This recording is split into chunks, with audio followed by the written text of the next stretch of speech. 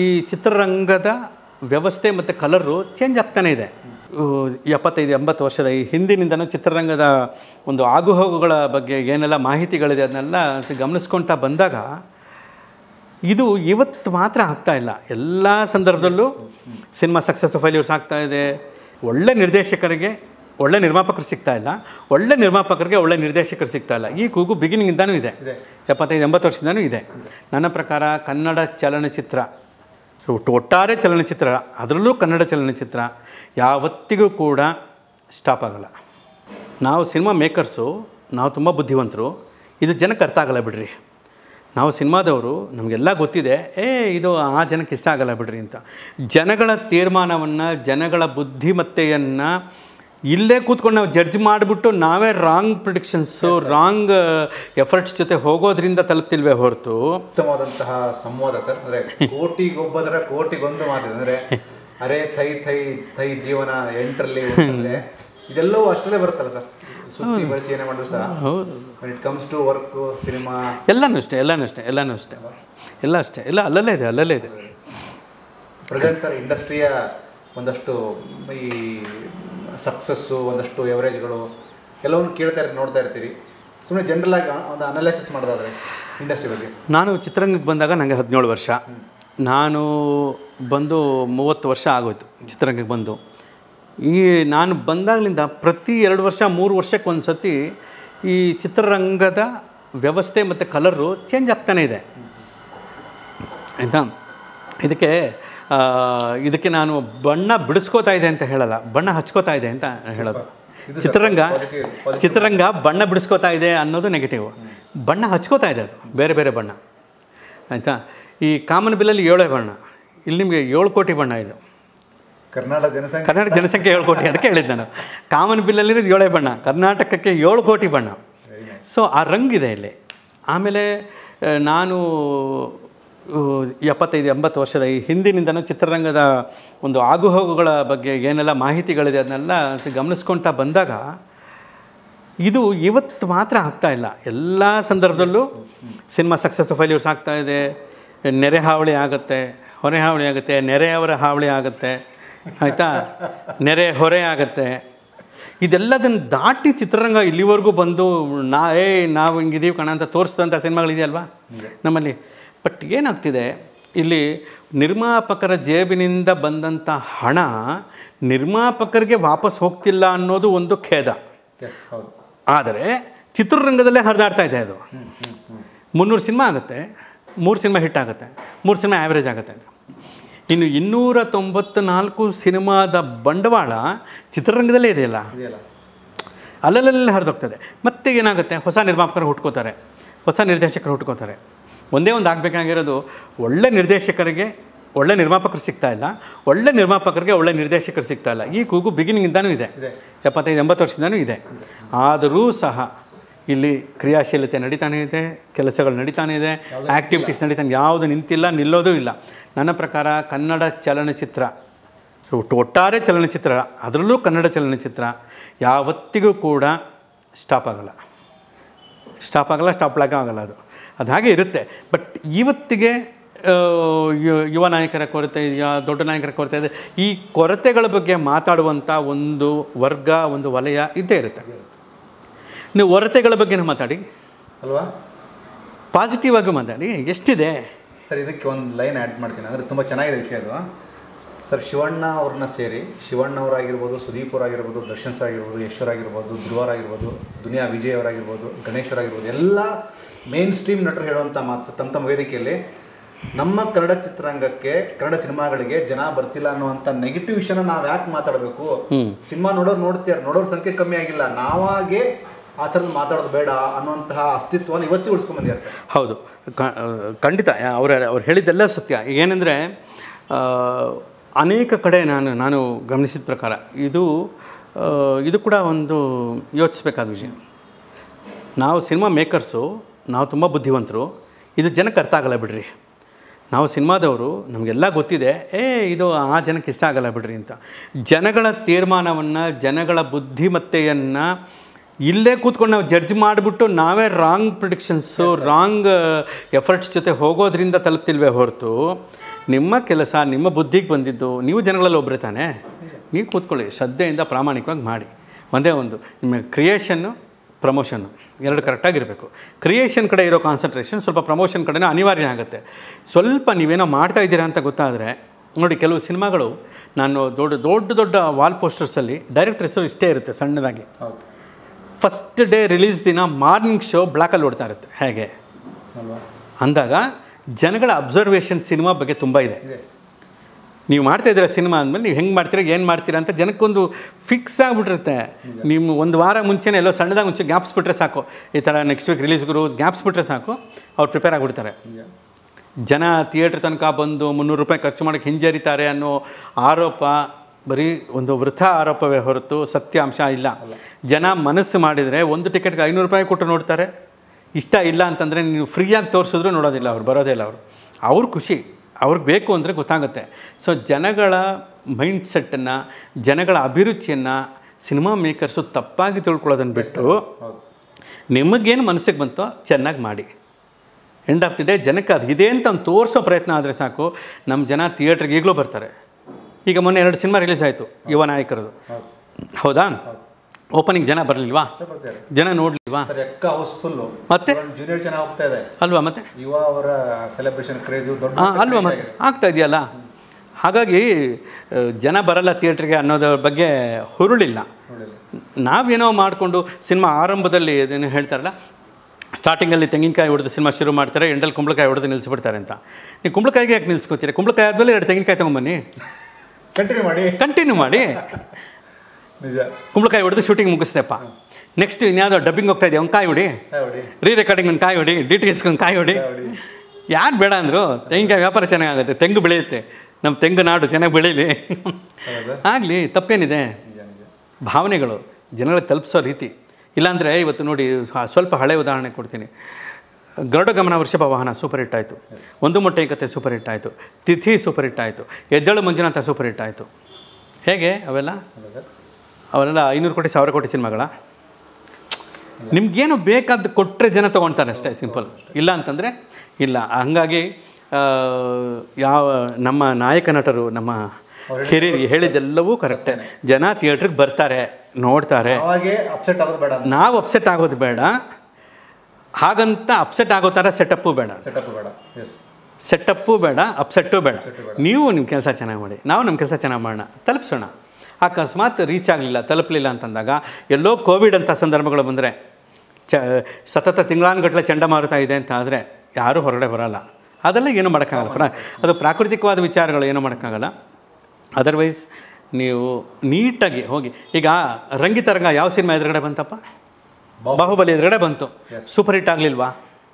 ಇವತ್ತಿಗೂ ರಿಲೀಸು ಹಿಟ್ಟಾಗಿದೆ ಅಂತಂದರೆ ಏನು ಕಾರಣ ಆಗುತ್ತೆ? ಸಿಂಪಲ್. ಒಳ್ಳೇದನ್ನು ಕೊಟ್ಟರೆ ಜನ ತೊಗೊಳ್ತಾನೆ, ಗ್ಯಾರಂಟಿ ತೊಗೊಳ್ತಾರೆ. ಹಾಗಂತ ಕೊಡೋ ಟೈಮಿಂಗು ಬಹಳ ಇಂಪಾರ್ಟೆಂಟು. ನಾವು ಸುಮ್ಮನೆ ಹೇಳ್ತೀವಿ ಜನ ಬರಲ್ಲ ಥಿಯೇಟ್ರಿಗೆ, ಜನಕ್ಕೆ ಅಭಿರುಚಿ ಹೋಗಿದೆ, OTT ಬಂದಿದೆ.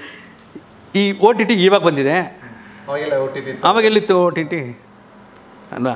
ಹಂಗೆಲ್ಲ ಏನಿಲ್ಲ. OTT ಇಲ್ಲದೇ ಇರುವಾಗಲೂ ಜನ ಬರ್ತಿರಲಿಲ್ವಲ್ಲ ಅವಾಗ, ಅಲ್ವಾ? ನಿಮಗೆ ದೂರದರ್ಶನಲ್ಲಿ ವಾರಕ್ಕೊಂದು ಸತಿ ಸಿನಿಮಾ ಬರುತ್ತೆ ಅನ್ನೋ ಟೈಮಲ್ಲೂ ಕೂಡ ಥಿಯೇಟ್ರಿಗೆ ಬರ್ತಿರಲಿಲ್ಲ. ಇಷ್ಟ ಆಗಿಲ್ಲ ಅಂದರೆ. ಇಷ್ಟ ಇದ್ದರೆ ಯಾವ OTT ಇದ್ದರೂ ಜನ ಬರ್ತಾರೆ. ಅದೆಲ್ಲ ದೊಡ್ಡ ಮ್ಯಾಟ್ರಲ್ಲ. ಥಿಯೇಟ್ರಿಗೆ ಬಂದು ಸಿನಿಮಾ ನೋಡುವ ಒಂದು ಸಂಭ್ರಮ, ಫ್ಯಾಮಿಲಿ ಜೊತೆ ಆ ಸಂಗಮ ಇದೆಯಲ್ಲ, ಅದನ್ನು ಯಾವ OTTಗಳು ಕಿತ್ಕೊಳ್ಳೋಕ್ಕೆ ಸಾಧ್ಯ ಇಲ್ಲ. OTTಗಳ ಅನುಕೂಲ ಇದೆ ನಿಜ. ಇವತ್ತಿಗೂ ನೀವು ಆ್ಯಂಡ್ರಾಯ್ಡ್ ಫೋನಲ್ಲೂ ಒಂದು ಸೆನ್ಸಾರ್ನ ಯೂಸ್ ಮಾಡ್ಕೊಂಡು ಅಮೇರಿಕಾದಲ್ಲಿರೋರ ಹತ್ರ ನೀವು ಮಾತಾಡೋದು ಇದೆ. ಅದೇನು ಒಂದು ಪತ್ರ ಬರೆದು ಅದು ಒಂದು ವಾರ ಕಳೆದು ಅವ್ರಿಗೆ ಟಪಾಲ್ಗೆ ಹೋಗಿ ಟಪಾಲ್ ಬಾಕ್ಸಿಂದ ಅವನು ಪೋಸ್ಟ್ಮೆನ್ ತೊಗೊಂಡು ಕೊಟ್ಟು ಅದನ್ನು ಓದೋದಿದೆಯಲ್ಲ, ಆ ಇಂಟಿಮಸಿ ನಿಮ್ಗೆ ಇಲ್ಲಿ ಸಿಕ್ಕಲ್ಲ. ಆ್ಯಂಡ್ರಾಯ್ಡ್ ಫೋನ್ ಉಜ್ಜಿ ಕೈಯೆಲ್ಲ ಮಸಿ ಕಳೆದೋಗಿರೋದು ಇಂಟಿಮಸಿ.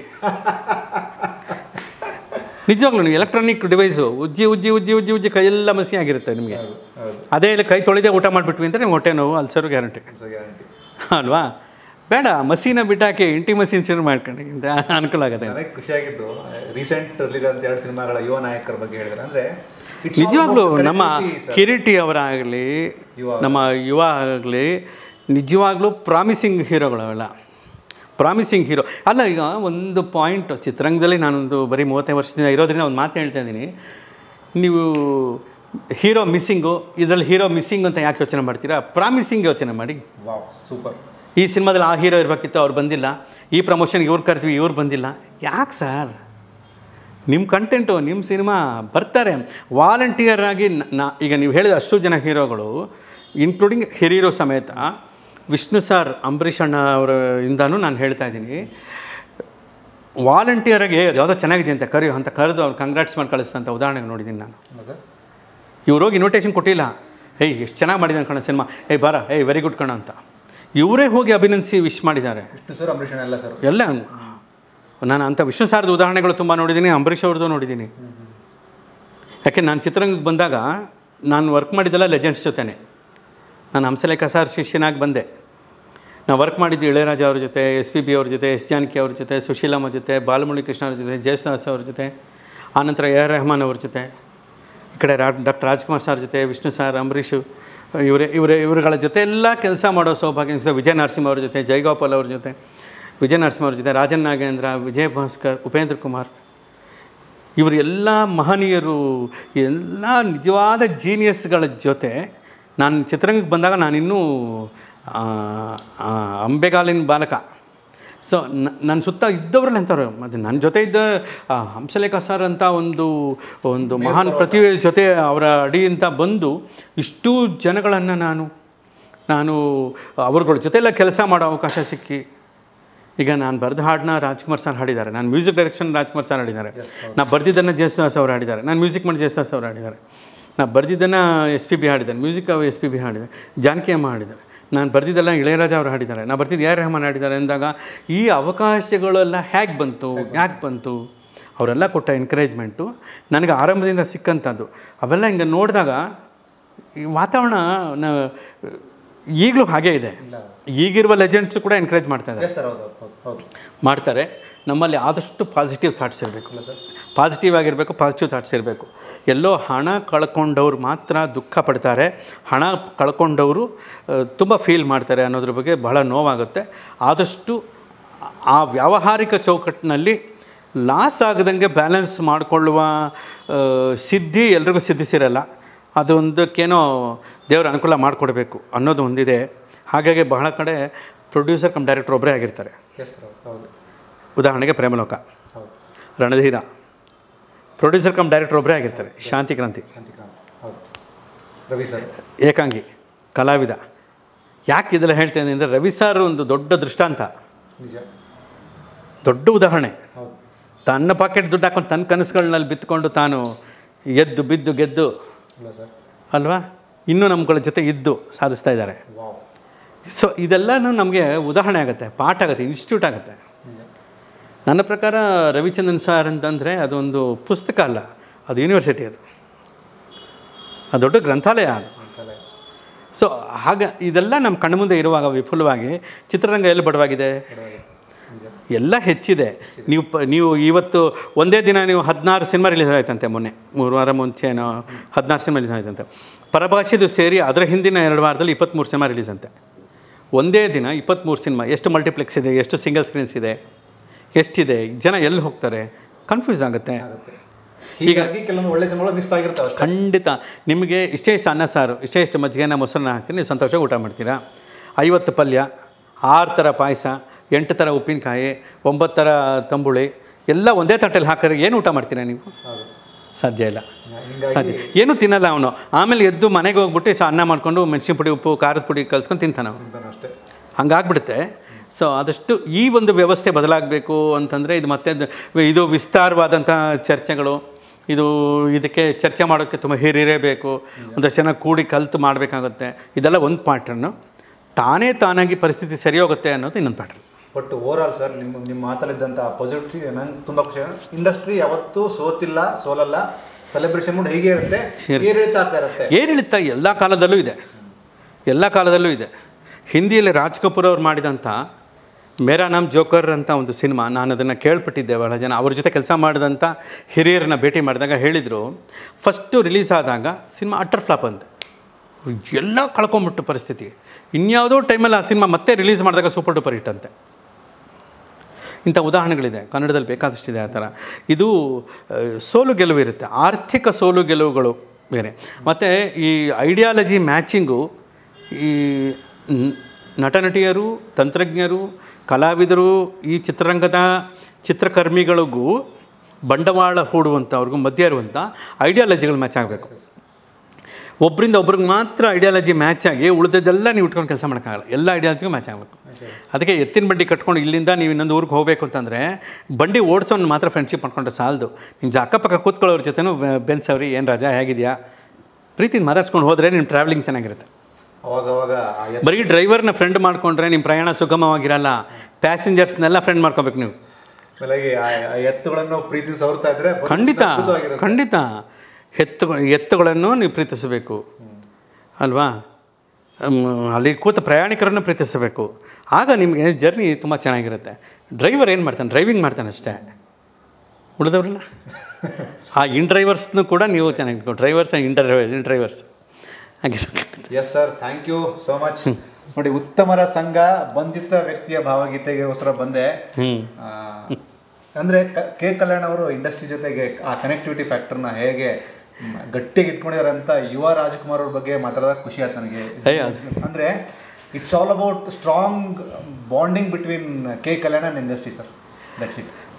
ಯುವ ರಾಜ್ಕುಮಾರು, ಶಿವರಾಜ್ಕುಮಾರು, ಶಿವನ ಭಕ್ತ ಕಣ್ಣಪ್ಪನ ಪಾತ್ರ ಮಾಡಿದ ರಾಜ್ಕುಮಾರ್. ಈ ಮೂರೂ ತಲೆಮಾರುಗಳಿದೆಯಲ್ಲ, ಈ ತಲೆಮಾರುಗಳೆಲ್ಲ ಯಾವಾಗಲೂ ಜೀವಂತ, ಜ್ವಲಂತ. ಇದೆಲ್ಲ ನಮ್ಮ ಅಬ್ಸರ್ವೇಷನ್. ಈ ಕಲಿಕೆ ಪ್ರೋಸೆಸ್ಸಲ್ಲಿ ನಾವು ಹೋಗ್ತಾ ಇರಬೇಕಾಗತ್ತೆ, ಮಾಡಬೇಕು. ಆದಷ್ಟು ನೆಗೆಟಿವ್ ಆಲೋಚನೆಗಳು ಬೇಕಿಲ್ಲ. ಒಬ್ಬರು ಹೇಳ್ಬೋದು, ಗುರು ನಾನು 50 ಕೋಟಿ ಕಳ್ಕೊಂಡಿದ್ದೀನಿ, ನಿನ್ಗೇನು ಗೊತ್ತು ಆ ಕಷ್ಟ ಅಂತ. ಒಬ್ಬ ವ್ಯವಹಾರ ಒಂದು ಬಂಡವಾಳಕ್ಕೆ ಯಾರಾದರೂ ಬಂದಾಗ ಕಳ್ಕೊಳ್ಳೋದು ಪಡ್ಕೊಳ್ಳೋದು ಎರಡೂ ಸಾಧ್ಯತೆಗಳನ್ನ ಇಟ್ಕೊಂಡೇ ತಾನೇ ಮಾಡಿರ್ತಾರೆ. ಆಮೇಲೆ ಕಳೆದ ಕಡೆ ಸಿಗುತ್ತೆ. ಎಲ್ಲಿ ಕಳ್ಕೊಂಡಿದ್ರ, ಇಲ್ಲೇನೋ ಒಂದು ಕಳ್ಕೊಂಡಿದ್ರ ಒಂದು ವಸ್ತು ಅಂತಂದರೆ ಇವಾಗ ಅಲ್ಲಿ ಹುಡುಕರು ಸಿಗಲ್ಲ, ನಿಮಗೆ ಇಲ್ಲೇ ಸಿಗುತ್ತೆ. ಬಟ್ ಒಂದು ನಮ್ಮ ನಿರ್ಮಾಪಕರೆಲ್ಲರೂ ಸದೃಢರಾಗಿ ಆರ್ಥಿಕವಾಗಿ ತುಂಬ ಚೆನ್ನಾಗಿ ಆಗಬೇಕು. ಒಳ್ಳೆ ನಿರ್ಮಾಪಕರೆಲ್ಲ ಒಳ್ಳೆ ನಿರ್ದೇಶಕರಿಗೆ ಚಾನ್ಸ್ ಕೊಡಬೇಕು. ಒಳ್ಳೆ ನಿರ್ದೇಶಕರಿಗೆಲ್ಲ ಒಳ್ಳೆ ನಿರ್ಮಾಪಕರು ಸಿಗಬೇಕು. ಆಟೋಮೆಟಿಕ್ಕಾಗಿ ನಮ್ಮ ಸಿನಿಮಾಗಳು ಅದ್ಭುತವಾಗುತ್ತೆ. ಯಾವುದೋ ಒಂದು ಸಿನಿಮಾನ ಇಟ್ಕೊಂಡು ಇಡೀ ಚಿತ್ರರಂಗವನ್ನು ಅಳೆಯೋದಾಗಲಿ, ಯಾವುದೋ ಒಬ್ಬ ಕಲಾವಿದರನ್ನೋ ನಿರ್ದೇಶಕರನ್ನ ಇಟ್ಕೊಂಡು ಒಟ್ಟು ಜನ ಸಮುದಾಯ ಕಲಾ ಸಮುದಾಯನ ಹೀಗಳೆಯೋದಾಗಲಿ ಹಾಗಳೆಯೋದಾಗಲಿ ಅಳೆಯೋದಾಗಲಿ ಎಲ್ಲ ಬಿಟ್ಬಿಟ್ಟು ಎಲ್ಲರ ಪ್ರೀತಿಯಿಂದ ಕೆಲಸ ಮಾಡ್ಕೊಂಡು ಹೋಗೋಣ. ಚಿತ್ರರಂಗ ಚಿರಾಯು, ಚಿತ್ರರಂಗದ ಹಾಡುಗಳು ಚಿರಾಯು, ಚಲನಚಿತ್ರ ಗೀತೆಗಳು ಚಿರಾಯು.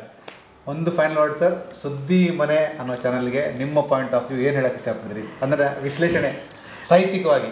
ನನಗೆ ಸುದ್ದಿ ಮನೆ ಅಂದ ತಕ್ಷಣ ಸುದ್ದಿಗಳನ್ನು ಮಾತ್ರ ಬಿತ್ತರಿಸೋದು ಅನ್ನೋದಕ್ಕಿಂತಲೂ ಕೂಡ ಮನಸ್ಸಿನ ಮಾತುಗಳಿಗೆ ಉತ್ತರಿಸೋದು ಕೂಡ ಇಲ್ಲಿದೆ. ಹಾಗಾಗಿ ಇದು ಕೇವಲ ಸುದ್ದಿ ಮನೆಯಲ್ಲ, ಶುದ್ಧಿ ಮನೆಯೂ ಹೌದು ಮತ್ತು ಬುದ್ಧಿ ಮನೆಯೂ ಹೌದು ಅಂತ ನಾನು. ಒಳ್ಳೆಯದಾಗಲಿ.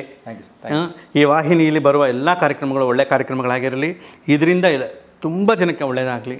ಇದರ ಎಲ್ಲ ಸಬ್ಸ್ಕ್ರೈಬರ್ಸು, ವೀಕ್ಷಕರು, ಪ್ರೇಕ್ಷಕರು ಎಲ್ಲರಿಗೂ ಕೂಡ ಪ್ರೀತಿಯಿಂದ ನಮಸ್ಕಾರ ಮಾಡ್ತಾ, ಸದಾ ನಿಮ್ಮ ಆಶೀರ್ವಾದ ನಮ್ಮೆಲ್ಲರ ಮೇಲೆ ಇರಲಿ ಅನ್ನೋದು ನಮ್ಮ ಪ್ರಾರ್ಥನೆ. ನಮಸ್ಕಾರ.